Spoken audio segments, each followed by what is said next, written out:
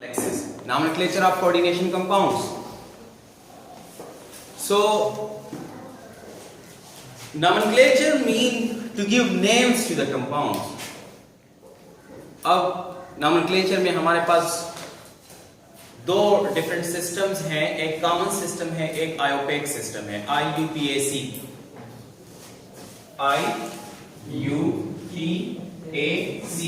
which stands for International Union of Pure and Applied Chemistry. International Union of Pure and Applied Chemistry. So they have designed certain rules to name the different chemical compounds systematically, because we have millions of compounds, and to give names to those millions of compounds through a common system, that is very difficult. जिस तरह हम biology में nomenclature करते हैं, जो biological names होते हैं जिसके लिए डिफरेंट सिस्टम्स मौजूद हैं, ठीक है, टेक्सोनॉमी में आप पढ़ते हैं, बिल्कुल उसी तरह केमिस्ट्री में कंपाउंड्स को नेम देने के लिए भी हमारे पास सिस्टम मौजूद है, according to the rules designed by the International Union of Pure and Applied Chemistry. Organic chemistry portion में हम ऑर्गेनिक कंपाउंड्स के लिए पढ़ेंगे, यहाँ पे इनऑर्गेनिक कॉम्प्लेक्सेस के लिए भी रूल्स मौजूद हैं. सही है. तो सबसे पहले जो कॉम्प्लेक्सेस को आयोपेक रूल्स के मुताबिक नाम देने का प्रोसीजर है, उसका सबसे पहला रूल क्या है? Cation will be named first followed by anion. सबसे पहले आपने कैटाइन को नाम देना है, उसके बाद एनायन होगा. कैटाइन का नाम पहले आएगा, एनायन का नाम बाद में आएगा. आप ये नीचे जो एग्जांपल्स गिवन हैं, इसमें अगर आप देखें कैटाइन और एनायन का कॉम्प्लेक्सेस में पहचान क्या होगी? देखिए ये जो मौजूद है इसको हम क्या कहेंगे? कोऑर्डिनेशन स्फीयर है ना, इसके अंदर सेंट्रल मेटल होगा और साथ में लिगेंड होगा. ठीक है. अब अगर आपके पास यहां एक कंपाउंड इस तरह का मौजूद है, यस, आप देखें लेट से एक इस तरह है, दूसरा मैं यूं लिख लेता हूं, तीसरा भी इस तरह. अब अगर आप देखें इधर ये आ गया और यहां पे मैं Y लिख लेता हूं. तो इसमें आपको क्या फर्क नजर आ रहा है? अगर आपके पास इस तरह का कोई कॉम्प्लेक्स है तो इसका मतलब है this is a neutral complex. ये क्या होगा? ये न्यूट्रल कॉम्प्लेक्स होगा. इस कॉम्प्लेक्स में कोई चार्ज नहीं है, इट इज न्यूट्रल. इसमें कोई कैटायन एनायन नहीं है. ठीक है. फिर आपने विद इन द कॉम्प्लेक्स जाके फिर मजीद आगे रूल्स हम पढ़ेंगे कि क्या करना है हमने. ठीक है. अच्छा, ये वाला केस आप देखिए, तो इसमें आपके पास एक्स कौन से साइड पे आया हुआ है? लेफ्ट साइड पे आया हुआ है. सो लेफ्ट साइड पे आपके पास कोई स्पीशी मौजूद है और जो कोऑर्डिनेशन स्फीयर है वो राइट साइड पे है. ठीक है. तो मोस्टली इस तरह का अगर आपके पास कोई स्ट्रक्चर है तो ये क्या होगा? ये एनायनिक कॉम्प्लेक्स होगा. क्या होगा? एनायनिक कॉम्प्लेक्स होगा. इसमें ये एक्स मोस्टली पॉजिटिव स्पीशी होती है और ये कोऑर्डिनेशन स्फीयर जो है ये नेगेटिव होती है. दोनों के चार्जेस सेम होंगे. अगर ये +1 है ये -1 होगा, अगर ये +2 है ये -2 होगा. सोडियम, पोटेशियम, कैल्शियम वो मोस्टली x की जगह पे आएंगे. ग्रुप 1 हुआ, ग्रुप 2 हुआ, वो आपके पास x की जगह पे मोस्टली आएंगे. ठीक है. x mostly represent group 1 and group 2. ठीक है. अच्छा, अगर इस तरह का कोई केस आपके पास आ जाता है तो दिस इज कैटायनिक कॉम्प्लेक्स. इसमें जो x है मोस्टली नॉन मेटल्स को रिप्रेजेंट करता है. यहां पे x जो है ये मेटल्स को रिप्रेजेंट करता है. ये किस चीज को रिप्रेजेंट करता है? मेटल्स को रिप्रेजेंट करता है. और ये y किस चीज को रिप्रेजेंट करेगा? ये नॉन मेटल को रिप्रेजेंट करेगा. सर आपके पास हैलोजेंस हो गए, या आपके पास सल्फेट हो गया, आपके पास नाइट्रेट हो गया, ठीक है। तो वो सारी चीजें आपके पास राइट साइड पे होंगी और जो कॉम्प्लेक्स है वो लेफ्ट साइड पे आएगा। यहाँ पे जो कॉम्प्लेक्स है वो राइट साइड पे और जो मेटल्स हैं वो लेफ्ट साइड पे। अगर लेफ्ट राइट पे कुछ भी नहीं है, ये न्यूट्रल कॉम्प्लेक्स है, बशर्त ये कि कॉम्प्लेक्स के ऊपर कोई चार्ज नहीं है। अगर ऊपर चार्ज गिवन है और आगे पीछे कुछ भी नहीं है तो वो लाजमी बात है, अगर पॉजिटिव है तो केटायन है और अगर नेगेटिव है तो एनायन है। वो तो सिंपल नजर आ जाता है, एपरेंट चार्ज होता है, ठीक है, ऑक्सीडेशन स्टेट से पता लग जाता है। तो जो पहला रूल है cation will be name first followed by anion.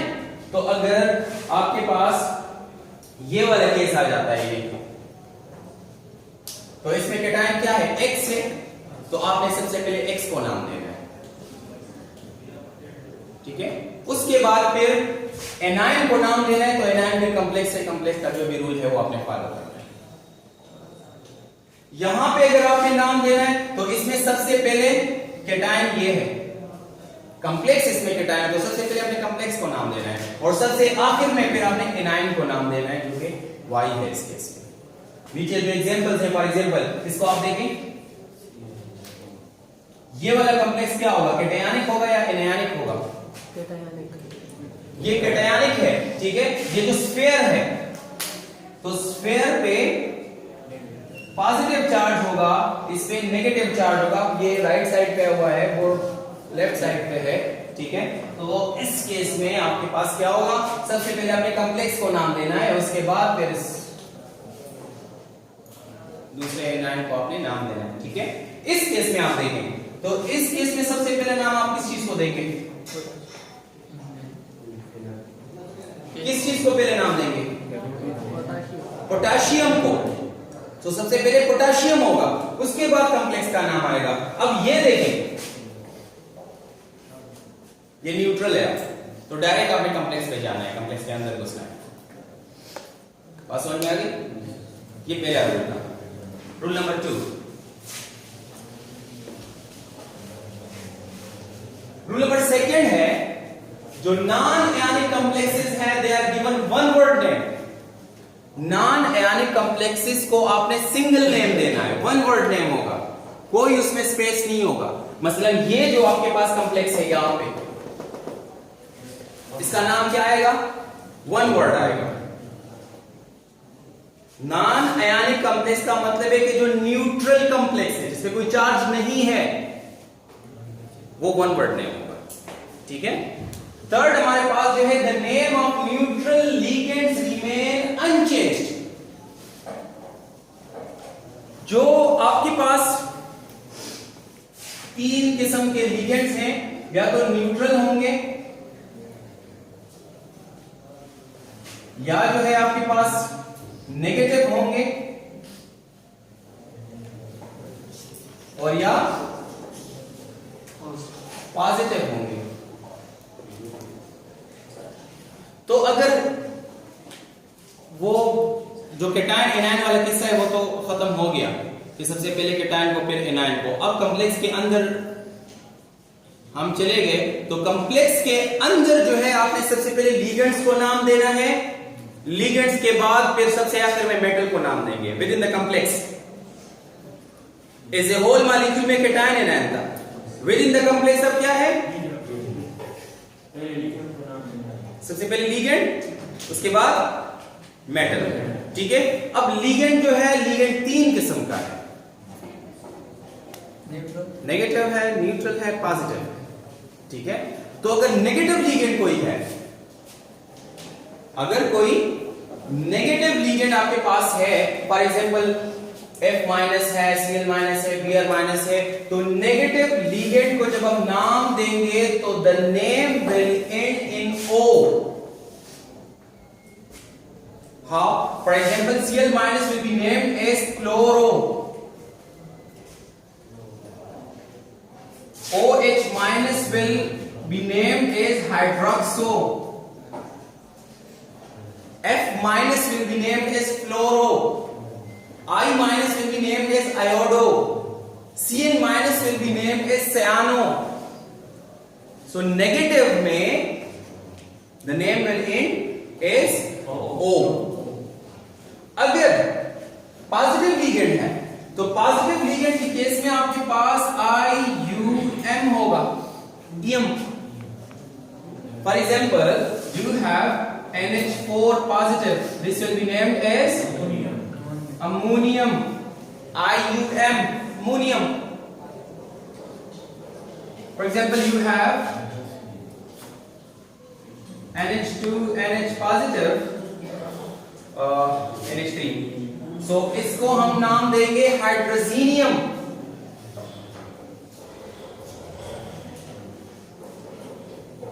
बात समझ में आ रही है? yes, H3O positive, hydronium. ठीक है, तो IUM में पॉजिटिव लीगेंड होगा। और अगर आपके पास न्यूट्रल लीगेंड है तो एज सच जिस तरह लीगेंड का नाम है वही हमने लिखना है। फॉर एग्जांपल CO है तो कार्बोनाइल, NO है तो नाइट्रोसाइल।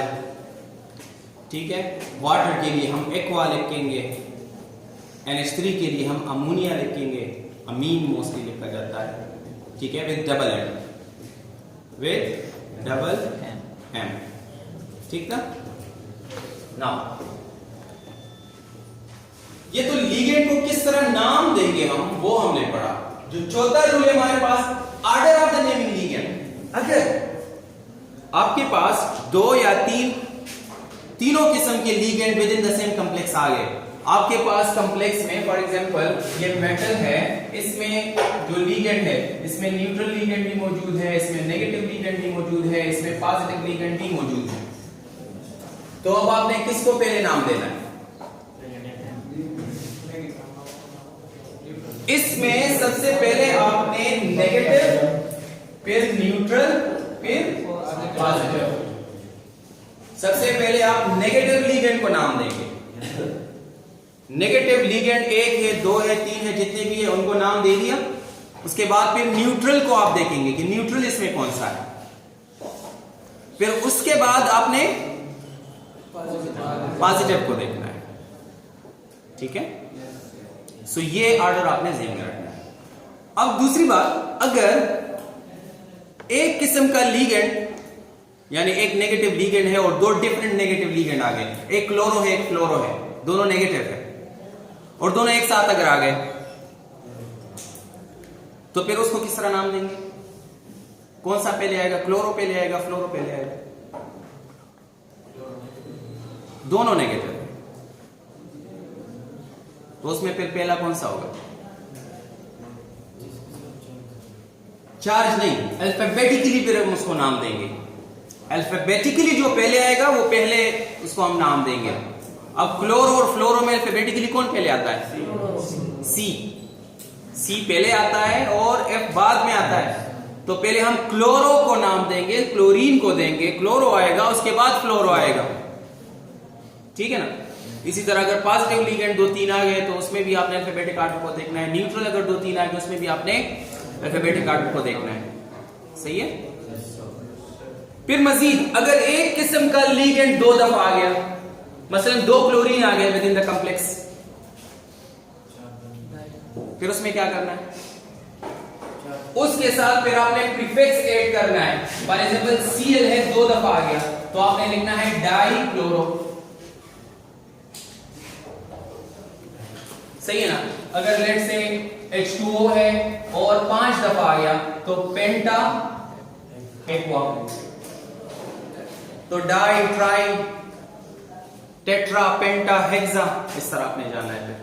फिर एक ही किस्म का लीगेंड अगर ऐसे ज्यादा दफा आता है तो फिर हमने प्रीफिक्स लिखना है। ये डाई, ट्राई, टेट्रा प्रीफिक्स हम तब यूज करेंगे जब हमारे पास मोनोडेंटेट लीगेंड हो।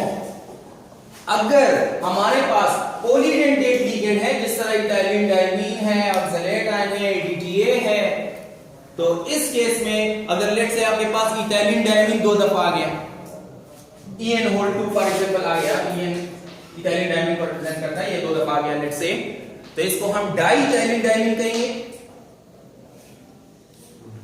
डाई इथाइलिन डायमीन आपने कह दिया, आपने तो बेड़ा गर्क कर दिया।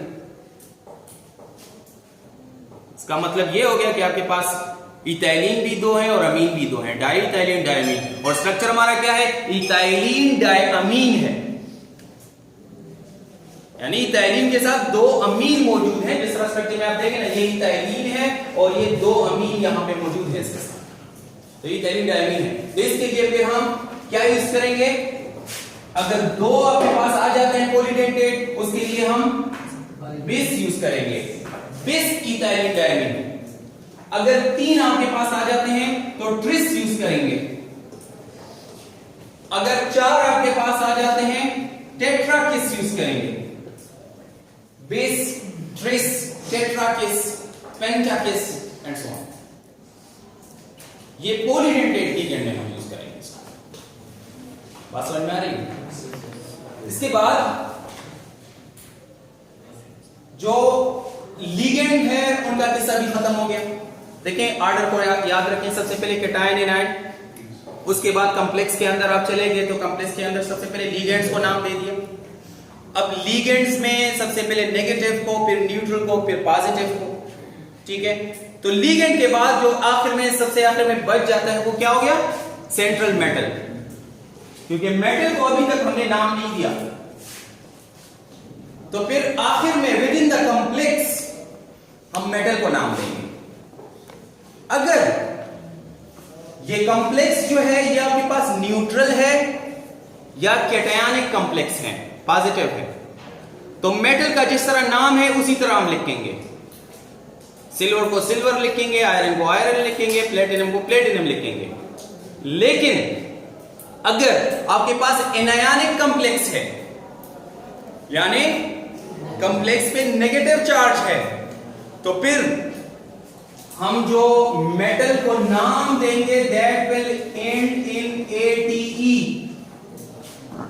प्लेटिनम की जगह पे प्लाटिनेट लिखेंगे, सिल्वर की जगह पे अर्जेंटेट लिखेंगे, मरकरी है तो मर्क्यूरेट, सही है ना, आयरन है अगर तो ferrate, ferrum for iron, so that is फीरेट।